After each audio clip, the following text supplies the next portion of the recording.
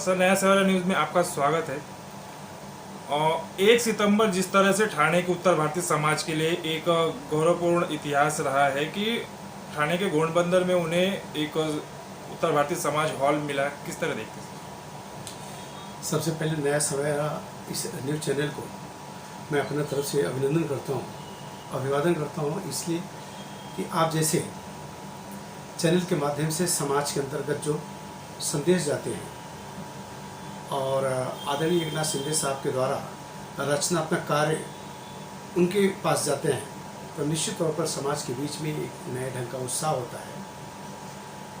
शिव जी, जहाँ तक बात भवन पाने के बाद उत्तर भारतीय समाज के उन्माद की बात आपने पूछा, जी नहीं, ऐसा नहीं, इसके पहले उत्तर भारतीय भवन नहीं था। मुंबई में स्वर्गीय परम श्रद्धेय श्री बाकीराम तिवारी के अथक प्रयास के बाद बांद्रा स्थित टीचर कॉलोनी में एक बहुत बड़ा उत्तर भारतीय समाज का एक भवन बना, लेकिन उसके लिए न जाने कितने चना चबाने पड़े हमारे उत्तर भारतीय समाज के पुरोधाओं को। हाँ, इतना बड़ा गर्व से कहना चाहूँगा कि थाना में एक ऐसा इतिहास के पन्नों में स्वराक्षरों में लिखे जाने वाला कहानी या पटकथा तैयार हुआ है कि सूबे के मुख्यमंत्री आदरणीय एकनाथ शिंदे साहब ने बगैर किसी भाग दौड़ का, बगैर किसी प्रयास का 12 राज्य के लोगों के प्रति चिंतन ही नहीं बल्कि अभिष्ट चिंतन किया। इसके लिए वो अभिनंदन के पात्र हैं, वंदनीय है। और उसी कड़ी में उत्तर भारतीय समाज को 3000 फुट का एक छत मिलने का अवसर प्राप्त हुआ।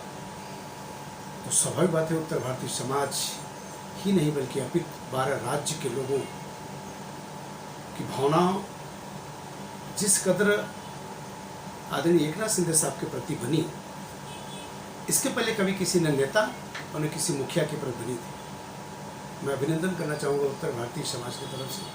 आदरणीय एकनाथ शिंदे साहब, आपने उत्तर भारतीय समाज के प्रति इतनी बड़ी भावना दिखाई है, तो आने वाले राजनीतिक पटल पे जब जब भी आवश्यकता पड़ेगी आपको, उत्तर भारतीय समाज कभी बेवफा नहीं हो सकता, कभी बेईमान नहीं हो सकता। आवश्यकता पड़ने पे वह बागी हो सकता है और बगावत करके आपका साथ देने के लिए दृढ़ संकल्पित है।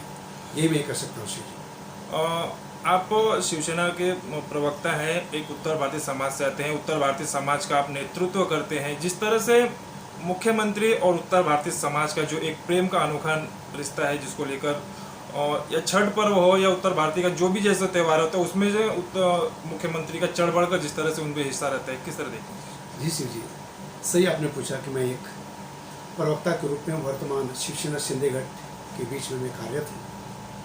आपने मुझसे पूछा कि एकनाथ शिंदे जी उत्तर भारतीय समाज के बीच का समन्वय और सामंजस्य, स्वाभाविक बात है। मात्र ये नहीं कि विधायक बनने के बाद, जब वो सभा के लिए नेता हुआ करते थे, जब वो नगर से हुआ करते थे, हम उन्हें 1986 से जानते हैं। यही कर लीजिए कि 1986 से उनके साथ कदम से कदम मिला करके उनके शाखा प्रमुख कार्यकाल से आज मुख्यमंत्री कार्यकाल तक एक में उत्तर भारतीय गुलाब दुबे उनके साथ चलने का जो संकल्प उस वक्त किया, आज भी उनके साथ एक में निष्ठा के साथ बना हूं। परम श्रद्धेय आदरणीय स्वर्गीय धर्मवीर आनंद दिघे साहब का सानिध्य, हिंदू हृदय सम्राट माननीय बाला साहब ठाकरे के विचारों से प्रेरित होकर और वर्तमान स्थिति में आदरणीय श्री एकनाथ शिंदे साहब के कार्य को प्रेरणा मानकर मुझे पूरा विश्वास है कि उत्तर भारतीय समाज का जब जब भी अनुयायी यहाँ पर शिवसेना के प्रति महाराष्ट्र में काम करेगा, और विशेष करके थाने जिले में इन महान पुरुषों का नाम लेकर के, तो मैं ये समझता हूँ कि उत्तर प्रदेश से आया हुआ गुलाब दुबे अपने रोजी रोटी के खातिर थाने में अपने जीवन यापन करता है, और उसी कड़ी में राजनीतिक पटल पर शिवसेना का इस भगवा को कंधे पे लेकर धीरे धीरे मुझे 36 वर्ष हो गए। मेरे मन में कभी ऐसा नहीं आया, न कभी सत्ता की लोलुपता आई, न किसी नेता का कभी मुझे कुछ प्रभाव हुआ। मेरे मन में एक ही आया कि एक नेता, एक आवाज़, शिवसेना जिंदाबाद। और उसी भगवा को लेकर के जब शिवसेना एक थी तो मैं राष्ट्रीय संगठक हुआ करता था। 9 राज्यों में मैं जाकर के हिंदू हृदय सम्राट माननीय बाला साहब ठाकरे विचारों को मैं प्रचारित किया। आज जो भी दायित्व जिम्मेदारी आदरणीय एकनाथ शिंदे साहब ने मुझे दिया है या भविष्य मुझे देंगे, उसका परवाह न करते हुए मैं एक शिवसैनिक की बात सदा शिवसेना में काम करता रहूँगा। यही मेरा संकल्प है, यही मेरी विचार है और यही हम अपने समाज को संदेश देना चाहूँगा। यदि एक निष्ठ आप बने रहेंगे तो आने वाले कल में आपकी राजनीतिक जीवन सफल होगी, इसमें कोई दो राय नहीं, उसमें कोई संदेह हो ही नहीं सकता। और जैसा कि सर आपने अभी बताया कि आप शुरू से जिस तरह से मुख्यमंत्री से जुड़े हैं, लेकिन कभी किसी पद या फिर राजनीति के अपनी कोई लालसा नहीं थी। मुंबई, ठाणे और जैसे पूरे इलाकों से मिलाकर 10 लाख से अधिक मतदाता उत्तर भारतीय यहाँ पर कहे जाते हैं, जहाँ की महाराष्ट्र की राजनीति में 1/3 जिस तरह से प्रतिशत उत्तर भारतीय को होता है। क्या उत्तर भारतीय समाज को कोई एक ऐसा नेतृत्व करने वाला कोई ऐसा नेता नहीं मिलना चाहिए? ठीक है शिव जी, मैं अपनी नैतिक जिम्मेदारी का निर्वाह करने के लिए संकल्पित हूँ। शिवसेना के शीर्ष नेतृत्व के ऊपर निर्भर करता है कि उत्तर भारतीय समाज की सहभागिता, विशेषकर महाराष्ट्र और महाराष्ट्र में मुंबई और ठाणे, जहाँ पर उत्तर भारतीय समाज की इनकी जनसंख्या बल बहुत ज़्यादा बड़ी तादाद में होती चली जा रही है। इनके बगैर चुनाव लड़ना बड़ा मुश्किल हो गया है या चुनाव जीतना बड़ा मुश्किल हो गया है।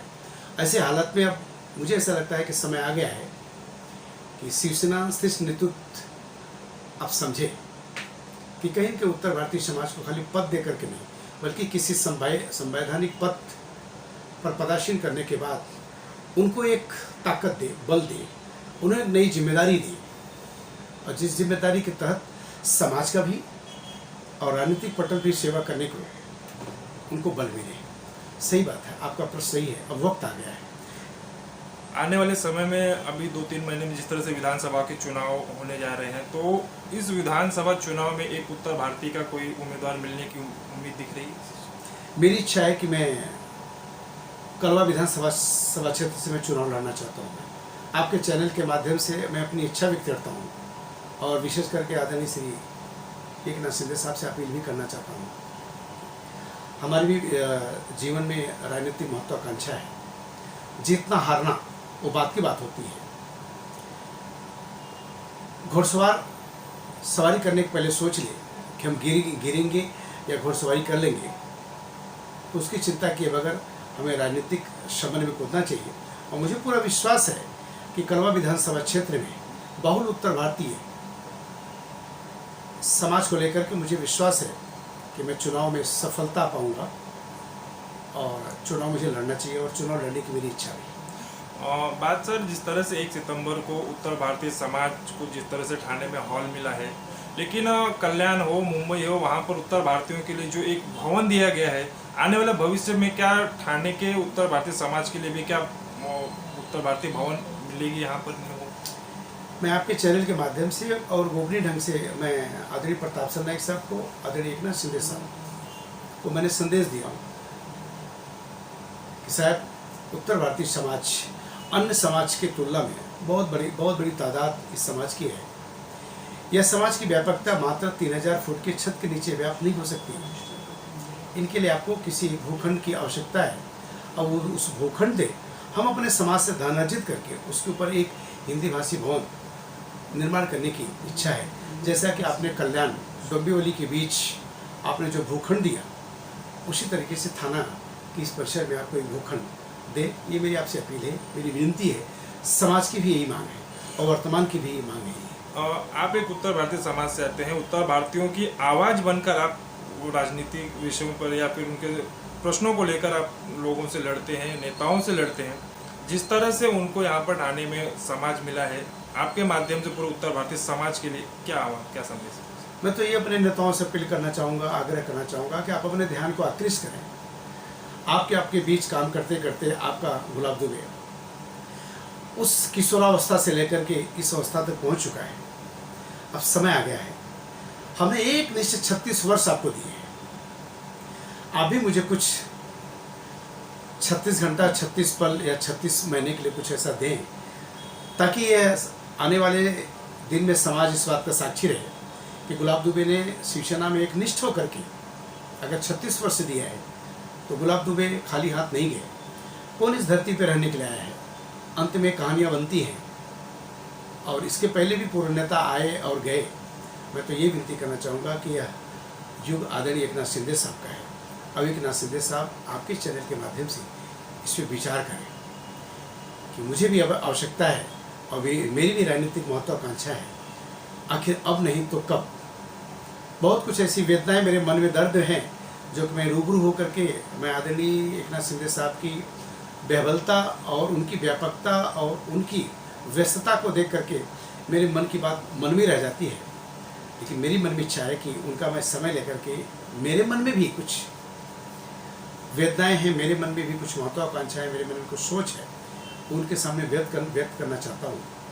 बाकी उनके ऊपर है, उनकी इच्छा है। और आखिरी सवाल सर, आपने जिस तरह से अभी बताया कि कलवा विधानसभा से आप चुनाव लड़ने की जिस तरह आपकी इच्छा है, आप उस क्षेत्र से लड़ने की इच्छा जता रहे हैं जहां पर शिवसेना की अभी जिस तरह से धीरे धीरे वहां पर मजबूती हुई, लेकिन वहां पहले से शिवसेना वहां पर कमजोर दिखाई दी है, राष्ट्रवादी का गढ़ दिखाई दे रहा है। वहां पर आपको किस तरह से लोगों का साथ मिलेगा, किस तरह से वहां पर आप लोगों से भेंटघाट करेंगे? साथ और हाथ, स्वर्गीय धर्मवीर आनंदगिरी साहब का हाथ, आदरणीय एकनाथ शिंदे साहब का साथ, स्वर्गीय हिंदू हृदय सम्राट माननीवाला साहब ठाकरे का प्रेरणा, बस इतनी मुझे आवश्यकता है। चुनाव मैदान में लड़ने वाले योद्धा कभी परवाह नहीं करते हैं कि हमारा सामने वाला प्रत्याशी कौन है, उसके ऊपर न ध्यान देते हुए हम चुनाव लड़ने की मन में एक संकल्प लिया हूँ, और चुनाव मुझे लड़ना भी चाहिए, और चुनाव लड़ने की मेरी अपनी तैयारी है। सिर्फ आदरणीय एकनाथ शिंदे साहब का आदेश की आवश्यकता है, बस ये मैं कह सकता हूँ। अगर आने वाले समय में विधानसभा में अगर आपको टिकट दिया जाता है तो क्या पूरी तरह से जिम्मेदारी आप खरी उतरेगी? हम अपने तरफ से पूरी जिम्मेदारी है। मुझे पूरा विश्वास है कि 36 वर्षों में अगर ईमानदारी एकनिष्ठ होकर के मैं समाज का और संगठन का मैं कार्य किया हूँ तो उसका इनाम मुझे मिलेगा, ये मेरा पूरा विश्वास है। और भी खबरों के लिए तब तक के लिए धन्यवाद। Thank you sir.